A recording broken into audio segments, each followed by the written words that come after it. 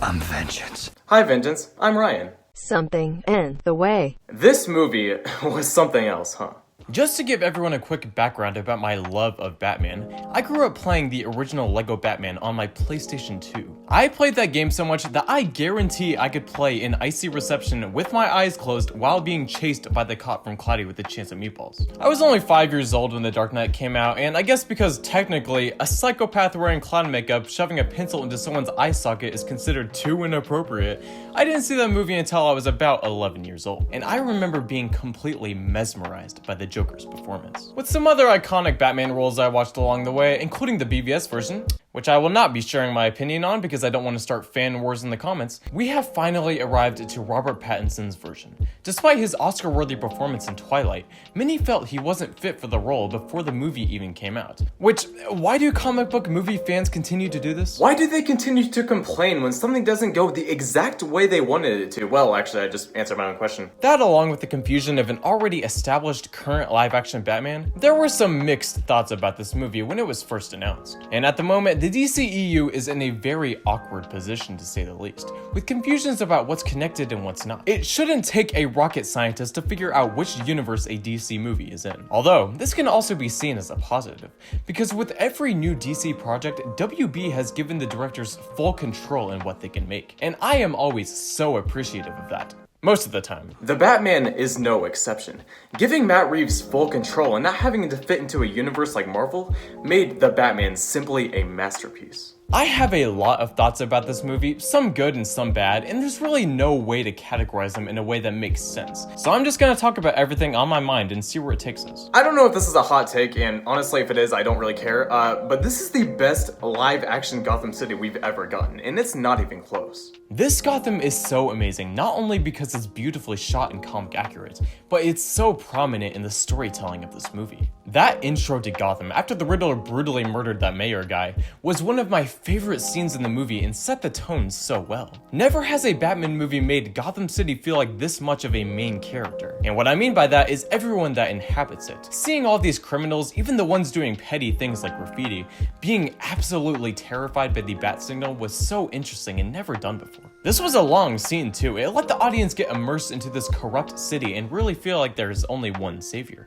the Batman. Especially those skeleton makeup guys beating up that guy Karate Kid style. The way they were so easily able to get away with it until Batman showed up just goes to show how vulnerable these citizens are and how much the police have their hands full. And Bruce's constant monologue about how people only listen to fear perfectly sets up his character arc. This was quite possibly my favorite opening scene for any Batman movie, and it really reassured me of my one fear going into this movie. My one fear was that it was going to be too similar to Christopher Nolan's trilogy. I wanted it to be gritty and realistic, but I just assumed that Nolan had already done that perfectly and that there would be no topping it.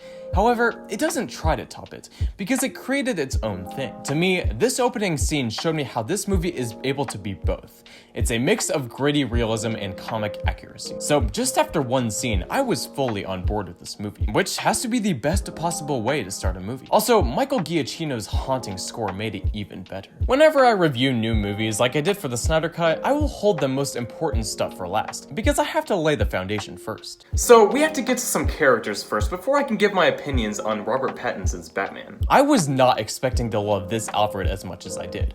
Leading up to the movie, I feel like Andy Serkis as Alfred didn't really get talked about that much, as if he was kind of a forgotten part of the movie. And maybe it's good this happened because he blew me away even more since I wasn't expecting it. I think it's safe to say that every live-action Alfred offers something new to the table, and they are all amazing in their own way. The thing that Andy Serkis's version added that no other one ever really went to was being a true father figure for Bruce. After the fire explosion, which by the way, the out-of-order storytelling in that scene was done perfectly and definitely got the biggest gasp for me in the whole movie. I thought for sure he was dead, but then I guess he wasn't. Which, how? But I'm glad he didn't die, because it led to another one of my favorite scenes, the hospital scene. Here, it was really established that Alfred had to step up and be more than a butler. He had to be a father. And part of that is making decisions to protect the child, including choosing not to tell Bruce about how Thomas Wayne wasn't the complete good good man he always thought he was. I loved this scene because I understood both sides perfectly. Bruce had a right to be mad, but Alfred's reasons for doing it were also 100% valid. This scene really bonded them even more than I ever could have anticipated. I love all live-action Bruce and Alfred dynamics, but this one very well could be my favorite. And speaking of dynamics that are my favorite, let's talk about Gordon and Bruce Wayne. I thought for sure, that no one would ever top Gary Oldman as Jim Gordon. And well, I'm not really sure if he did top him. In fact, it's probably not even a fair comparison considering Oldman has an entire trilogy and Jeffrey Wright only has one movie, but I thought he was fantastic in this movie. The dynamic between Gordon and Batman was something completely new, and I loved it. It was a true buddy cop story, honestly. Never have they made Gordon such a prominent character and almost sidekick to Batman. I loved how he constantly defended Batman when everyone else thought he was a freak, and that one scene where Batman has to punch Gordon was such a nice moment of levity that really showed just how close they are. I also loved how Gordon told Bruce he could have pulled his punch, and he responded with, "I did." There were some genuinely funny moments in this movie, and none of them felt forced. Now, for Carmine Falcone, I don't really have much to say about this guy. I'll be honest, the first time I saw this movie, I've seen it twice by the way, the second act of this movie really started to lose me and kind of dragged on. I would say that's probably my biggest problem with this movie, and Falcone's story took up the majority of that. I thought the reveal that he was Catwoman's father was kind of dull, but it makes sense as to why they would include him in the movie. They want to build the Penguin up, so it's nice that they included someone above him that they can take off the board and move on. I will say that everything between Falcone and Thomas Wayne was very interesting. I love how it shows that yes, Thomas was not being a good man by getting someone to take care of his issues like that, but he didn't know Falcone would go that far. It was a pretty interesting dynamic, and I kind of wish they would have focused on that and revealed it in a more efficient way. Okay, now the Penguin. Obviously, nothing is ever going to be as good as Danny DeVito as the Penguin, but I don't think Colin Farrell was trying to do that. And he still created his own adaptation of the character that was pretty funny and intimidating. I think by far the biggest laugh this movie got out of me was when he went "no habla español." Just like everyone else on the planet is saying, they made Colin Farrell unrecognizable. And I thought for like a mob boss type Penguin, he played the role really well. Another pretty funny moment was when Batman and Gordon were interrogating him, and then they just left him while he was still tied up. And I think it'll be interesting to see where Penguin goes from here now that he's basically on top. Because isn't Penguin getting his own TV show? Yeah, wow, they're really just making shows about everyone nowadays. I mean, yeah, I'll watch it, yeah. But only if he gets his rifle umbrella, because I'm quite disappointed he didn't have it. Alright, now for Catwoman. Why is everyone saying she's so good? I seriously don't understand. I mean, look at this. What is this? Why are there so many jump cuts? And isn't the Riddler like murdering people? Since when do they have time for an awkward game of pickup basketball? Oh wait, wrong movie, hold up. Zoe Kravitz's Catwoman was definitely more realistic than Michelle Pfeiffer's Catwoman, which by the way, I don't think anyone will ever top, but also more comic-esque than Anne Hathaway's version. It's really interesting. They were able to perfectly balance realism with comic accuracy. She still had some comic aspects to her, like all of the cats in her apartment and the 9 lives line, while also not being so over the top or whatever this was. I'll say that her motivations maybe could have been a little stronger, as we didn't really know who that one girl was she was trying to save. But I really liked how she reluctantly started working with Bruce, and I thought it was very believable how she went off mission to do something she cared about more. To me, that's exactly who Catwoman is, an unreliable protagonist. I also liked how she actually used her claws in one scene, and even though the whole Falcone father reveal was a little weak, I think it helped make more sense as to why she turned out this way. Overall, I thought she was a pretty good Catwoman, maybe a little unoriginal, but it's fine because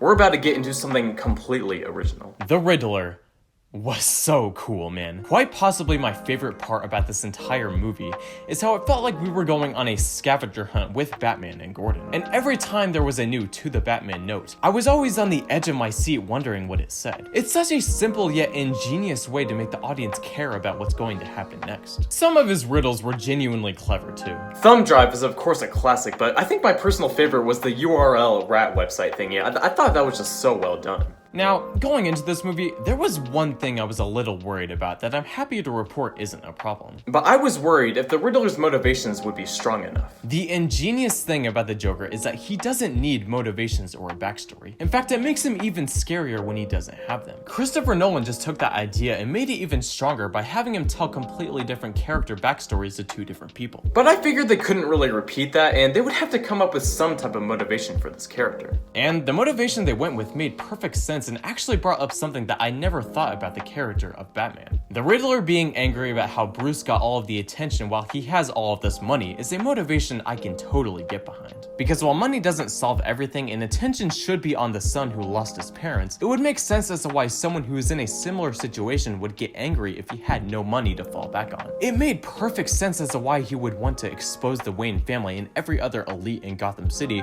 who claims to be a Boy Scout. Now, why that would lead him to want to flood the city? Yeah, you got me there. Maybe he's trying to baptize the city of its sins by literally flooding it or something. I don't know. Also, I loved how he had a dark web following of 500 people that worshipped him. It made perfect sense as to why a kid who came from nothing would feel so powerful if they had that big of a following. Even from the very opening scene, the Riddler has this terrifying presence to him. The way he breathes down on the family was just so creepy. And that shot of him standing in the dark room felt straight out of The Strangers. But I think by far his top creepiness was when he started singing that one song in the interrogation scene. I still think the interrogation scene in The Dark Knight was done better, but this still had its own uniqueness to it and stuff that even The Dark Knight one lacked. But now, yes, it is time. The moment you've all been waiting for. Put your fins together for my thoughts on Robert Pattinson as Batman. Now, keep in mind, this is just my opinion, so please don't roast me in the comments too hard. He's the best live-action Batman. I'm not even kidding. Never has a Batman had so much on-screen presence without having to say a single word. You can understand everything he's going through just by how he looks at people. And quite possibly one of my favorite scenes, when the police are investigating the first crime scene, there's this moment where Bruce looks at the child who just lost his father. And Matt Reeves is a genius, because they hold onto this shot for almost an uncomfortable amount of time. It's such a long moment of just him looking at this child. And to me, this was so much more powerful than if they would have just done the Wayne death scene again. Also, I'll be honest, when I first saw his Batman suit, I thought it was a little goofy looking. I couldn't really get behind it just from that first trailer. But now, it might very well be my favorite. The way he moves and fights in it is just enthralling. I also really liked some of the new tech, like those contact lens things. It really made some cool scenes and showed how obsessed he is with protecting the city, like how he rewatches all the footage and takes notes on it. However, I think my favorite part about his character is his beautiful arc. In the beginning of the movie, through the beautifully shot opening scenes of Gotham City, we see just how Bruce Wayne thinks Batman should be. He thinks that fear is the only way to protect the city. This goes so far that a random citizen is begging for Bruce not to hurt him even after he just saved him. It isn't until the end of the movie that he realizes that isn't what a hero should stand for. They should stand for hope. That scene of him literally being the light in the shadows was so cool and was shot so well. Also, he went from civilians trying to get away from him to the woman at the end holding onto him for comfort. It's such a beautifully done arc, and I can't wait to see where they go with it in future movies. I honestly was not expecting to love this movie as much as I did, which just makes it even better, you know? I've seen this movie twice now, and I can tell you the second time was far superior than the first. It felt like I could understand the story more, and it didn't feel as long. Because, let's be honest, the plot is pretty convoluted. But that's not really a bad thing for me, because I tend to like convoluted movies. At World's End and The Lone Ranger are two great examples of this, and I love both of those movies. Convoluted movies just means it usually takes me longer to warm up to them, which the second showing definitely did. Now, I am fully sold on this universe, and I want to see where they take it next. I know they teased Joker at the end, but I really don't want them to do him again. Let's get some new-ish people up there, like Mad Hatter, Mr. Freeze, Man-Bat, or even Clayface, I don't care. I guess we'll just have to wait and see what they do next. And yes, I know it sounds like heresy, but I am a person who loves the Snyderverse and the Reevesverse just as much. We exist. We are here. We are waiting. That was stupid.